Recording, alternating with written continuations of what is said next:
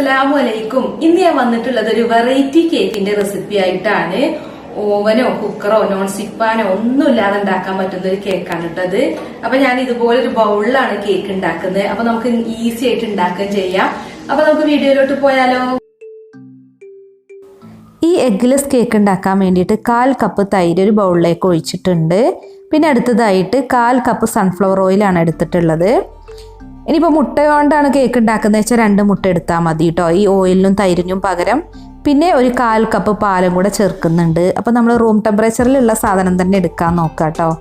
പിന്നെ ചേർക്കുന്നത് പഞ്ചസാര പൊടിച്ചത് 3/4 കപ്പാണ്. ഇനിയിപ്പോൾ പൊടിക്കാത്ത പഞ്ചസാരയാണെന്നുണ്ടെങ്കിൽ 1/2 കപ്പ് ചേർത്താലും മതി. ഇനി നന്നായിട്ടൊന്ന് മിക്സ് ചെയ്തെടുക്കുക കേട്ടോ. ഈ പഞ്ചസാരയും പാലും ഓയിലും തൈരൊക്കെ നന്നായിട്ടൊന്ന് മിക്സായി വരണം. അപ്പോൾ ഇതിപ്പോൾ ഞാനിവിടെ നന്നായിട്ട് മിക്സ് ചെയ്തെടുത്തിട്ടുണ്ട്.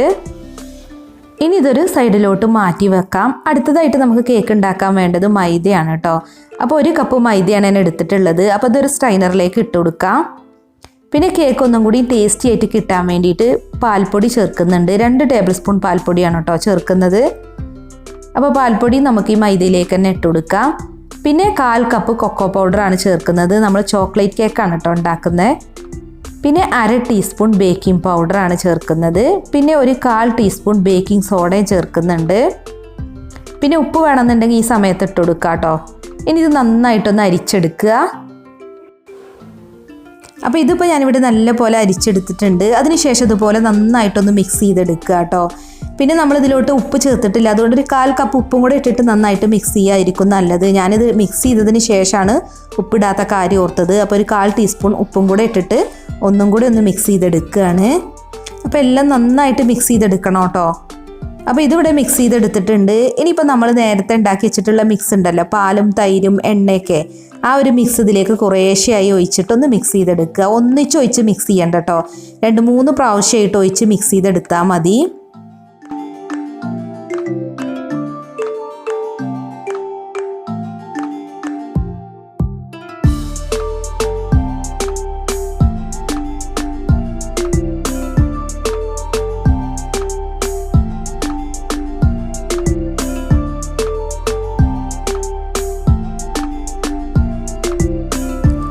അപ്പോൾ പാലിൻ്റെ മിക്സ് മുഴുവൻ ഇതിലേക്ക് ഒഴിച്ചിട്ട് മിക്സ് ചെയ്തെടുത്തിട്ടുണ്ട്.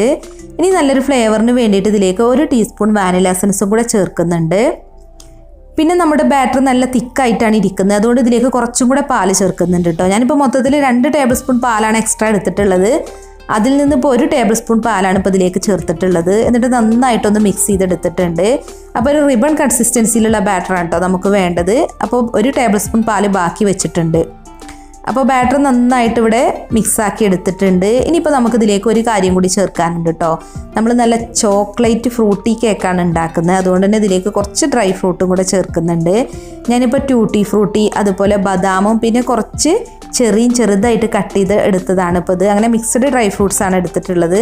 അപ്പോൾ ഇതിൽ നിന്ന് പകുതി ഇട്ട് കൊടുക്കുക കേട്ടോ. പകുതി പിന്നെ നമുക്ക് ഗാർണിഷ് ചെയ്യാൻ വേണ്ടിയിട്ട് മാറ്റി വെക്കാം. അപ്പോൾ ഡ്രൈ ഫ്രൂട്ട്സും കൂടെ ചേർത്തിട്ട് നന്നായിട്ടൊന്ന് മിക്സ് ചെയ്തിട്ടുണ്ട്. അപ്പോൾ ഡ്രൈ ഫ്രൂട്ട്സ് ചേർത്തപ്പോൾ വീണ്ടും ഇതൊന്നും കൂടി ബാറ്റർ തിക്കായിട്ടാണ് ഇരിക്കുന്നത്. അപ്പോൾ നമ്മൾ നേരത്തെ മാറ്റി വെച്ചിട്ടുള്ള 1 ടേബിൾ സ്പൂൺ പാലുണ്ടല്ലോ, അതും കൂടെ ഇതിലേക്ക് ഒഴിച്ചു കൊടുത്തിട്ട് ഒന്നും കൂടെ ഒന്ന് മിക്സ് ചെയ്തെടുക്കുകയാണ്. അപ്പോൾ നല്ല പോലെ ഒന്ന് മിക്സ് ചെയ്ത് ഇവിടെ എടുത്തിട്ടുണ്ട്. ഇനി നമുക്ക് ഈ കേക്ക് ഒന്ന് ബേക്ക് ചെയ്തെടുക്കണം. അപ്പോൾ ഞാൻ നേരത്തെ തന്നെ പറഞ്ഞു കേക്ക് ബേക്ക് ചെയ്തെടുക്കുന്നത് ബൗളിലാണ്. അപ്പോൾ ബൗൾ കേക്കാണ് നമ്മൾ ഉണ്ടാക്കുന്നത്. അപ്പോൾ ഞാനിപ്പോൾ ഇതുപോലത്തെ 3 സ്റ്റീൽ ബൗളാണ് കേട്ടോ എടുത്തിട്ടുള്ളത്. അപ്പോൾ ഇതിൽ ഓയിൽ നന്നായിട്ടൊന്ന് ബ്രഷ് ചെയ്ത് കൊടുക്കുക. ഇനി നമുക്കിതിലേക്ക് കേക്ക് ബാറ്റർ ഒഴിച്ചു കൊടുക്കാം. അപ്പോൾ ഈ പാത്രത്തിൻ്റെ ഒരു പകുതി 3/4 ഭാഗത്തോളം ഒഴിച്ചു കൊടുത്താൽ മതി കേട്ടോ. പിന്നെ ഞാനിപ്പോൾ എടുത്ത അതേ അളവിലുള്ള ബൗൾ തന്നെ വേണമെന്നില്ല കേട്ടോ, അതിനേക്കാൾ ചെറുതും വലുതും ഒക്കെ നമുക്ക് എടുക്കാം കേക്ക് ഉണ്ടാക്കാൻ. ഇനിയിപ്പോൾ അതൊന്നും ഇല്ലാന്നുണ്ടെങ്കിൽ നമുക്ക് സാധാരണ കേക്ക് ഉണ്ടാക്കുന്ന നോൺ സ്റ്റിക് പാനിൽ വേണമെങ്കിൽ അങ്ങനെയും കേക്ക് ഉണ്ടാക്കിയെടുക്കാം, അല്ലാന്നുണ്ടെങ്കിൽ കുക്കറിലും ഉണ്ടാക്കാം. അപ്പോൾ ഇതിൻ്റെ മുകളിലേക്ക് ബാക്കി വെച്ചിട്ടുള്ള ഡ്രൈ ഫ്രൂട്ട്സ് ഒന്ന് ഇട്ട് കൊടുക്കുന്നുണ്ട്.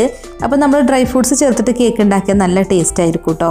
നമ്മൾ കേക്ക് കഴിക്കുമ്പോൾ ഈ ഡ്രൈ ഫ്രൂട്ട്സ് ഇങ്ങനെ കടിക്കാൻ കിട്ടും. അപ്പോൾ നല്ലൊരു ടേസ്റ്റാണ്.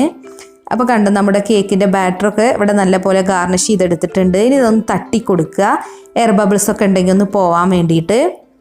പിന്നെ നമുക്ക് ഈ കേക്ക് ബാറ്റർ ഉപയോഗിച്ചിട്ട് ഇതുപോലെ ബൗളിൽ അല്ലാതെ കേക്ക് ഉണ്ടാക്കാം കേട്ടോ. കുക്കറിലോ അല്ലാന്നുണ്ടെങ്കിൽ നോൺ സ്റ്റിക് പാനിലോ ഗ്ലാസ്സിലോ കപ്പിലോ ഒക്കെ ഇതുപോലത്തെ അടിപൊളി ചോക്ലേറ്റ് കേക്ക് ഉണ്ടാക്കിയെടുക്കാം. അപ്പോൾ ബൗൾ കേക്ക് ബേക്ക് ചെയ്തെടുക്കാൻ വേണ്ടിയിട്ട് ഞാനൊരു ഉരുളി അടുപ്പിൽ വെച്ചിട്ട് ചൂടാക്കിയിട്ടുണ്ട്. ഒരു 5 മിനിറ്റ് മീഡിയം ഫ്ലെയിമിലിട്ടാണ് അത് ചൂടാക്കിയിട്ടുള്ളത്. ഇനി നമുക്ക് ബൗൾ ഇതിലേക്ക് വെച്ചുകൊടുക്കാം. ഇനി ബൗൾ ഇതിലേക്ക് വെച്ചുകൊടുക്കാം. ഞാനിപ്പോൾ 5 മിനിറ്റ് മീഡിയം ഫ്ലെയിമിലിട്ടാണ് ഈ ഉരുളി പ്രീഹീറ്റ് ചെയ്തെടുത്തിട്ടുള്ളത്. ഇനി ഇത് അടച്ചു വെച്ചിട്ട് ലോ ഫ്ലെയിമിൽ ഒരു 20 മിനിറ്റ് ഒന്ന് ബേക്ക് ചെയ്തെടുത്താൽ മതി. ഒരു 15 മിനിറ്റ് ഒക്കെ കഴിയുമ്പോൾ ഒന്ന് നോക്കാം കേട്ടോ ബേക്ക് ആയിട്ടുണ്ടോ. 20 മിനിറ്റ് കൊണ്ട് തന്നെ നമ്മുടെ കേക്ക് ഇവിടെ ബേക്ക് ആയിട്ടുണ്ട് കേട്ടോ. അപ്പൊ നമുക്ക് തുറന്ന് നോക്കാം. ഇനി ഒരു സ്ക്യൂവറോ അല്ലാന്നുണ്ടെങ്കിൽ പപ്പടക്കോലൊക്കെ ഉപയോഗിച്ചിട്ടൊന്ന് കുത്തി നോക്കുക. അപ്പോൾ അത് ക്ലിയർ ആയിട്ട് വന്നിട്ടുണ്ടെങ്കിൽ കേക്ക് ബേക്ക് ആയിട്ടുണ്ട്. കണ്ടോ, ഇതിപ്പോൾ നന്നായിട്ട് ക്ലിയർ ആയി വന്നിട്ടുണ്ട്. അപ്പോൾ 20 മിനിറ്റ് കൊണ്ട് തന്നെ കേക്ക് അടിപൊളിയായിട്ട് ബേക്ക് ആയിട്ടുണ്ട് കേട്ടോ. ഇനി തണുത്തതിന് ശേഷം ഈ ബൗളിൻ്റെ അരികുവശമൊക്കെ ഒന്ന് ഇളക്കിയിട്ട് ഒരു ബൗളിലോട്ടോ അല്ലെങ്കിൽ ഒരു സെർവിങ് പ്ലേറ്റിലോട്ടോ മാറ്റിയാൽ മതി. അപ്പോൾ നമ്മുടെ ബൗൾ കേക്ക് ഇവിടെ അടിപൊളിയായി കിട്ടിയിട്ടുണ്ട്. നല്ല സോഫ്റ്റ് ആയിട്ടുള്ള കേക്കാണ് കേട്ടോ. പിന്നെ നല്ല ടേസ്റ്റും ഉണ്ടായിരുന്നു. അപ്പോൾ നമ്മൾ ഡ്രൈ ഫ്രൂട്ട്സൊക്കെ ചേർത്തുണ്ടാക്കുമ്പോൾ തന്നെ നമ്മൾ കേക്ക് കഴിക്കുമ്പോൾ ഇങ്ങനെ ഡ്രൈ ഫ്രൂട്ട്സ് കടിക്കാൻ കിട്ടും. അപ്പോൾ നല്ലൊരു ടേസ്റ്റാണ്. പിന്നെ ഇത് എഗ്ഗ്ലെസ് കേക്കാണെങ്കിലും നല്ല സ്പോഞ്ച് ആയിട്ടുള്ള കേക്കാണ് കേട്ടോ. പിന്നെ എഗ്ഗിൻ്റെ ടേസ്റ്റ് ഒന്നും ഉണ്ടാവില്ല. അതുകൊണ്ട് തന്നെ നല്ല അടിപൊളിയാണ്. അപ്പോൾ നമ്മുടെ കേക്ക് ഒന്ന് തിന്നിട്ട് ഞാൻ അഭിപ്രായം പറയാം കേട്ടോ. നല്ല സോഫ്റ്റ് ആണ്.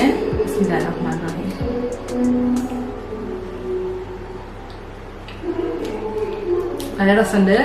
അപ്പോൾ കേക്കിന്റെ വീഡിയോ നിങ്ങൾക്ക് ഇഷ്ടമായിട്ടുണ്ടെങ്കിൽ ഒന്ന് ലൈക്ക് ചെയ്യുക, ഷെയർ ചെയ്യുക, കമന്റ് ചെയ്യുക. പിന്നെ നമ്മുടെ വീഡിയോസ് ഒക്കെ കണ്ടിട്ട് ഇഷ്ടപ്പെടുന്നുണ്ടെങ്കിൽ ചാനൽ സബ്സ്ക്രൈബ് ചെയ്യാത്തവരുണ്ടെങ്കിൽ ഒന്ന് സബ്സ്ക്രൈബും കൂടി ചെയ്യാം കേട്ടോ.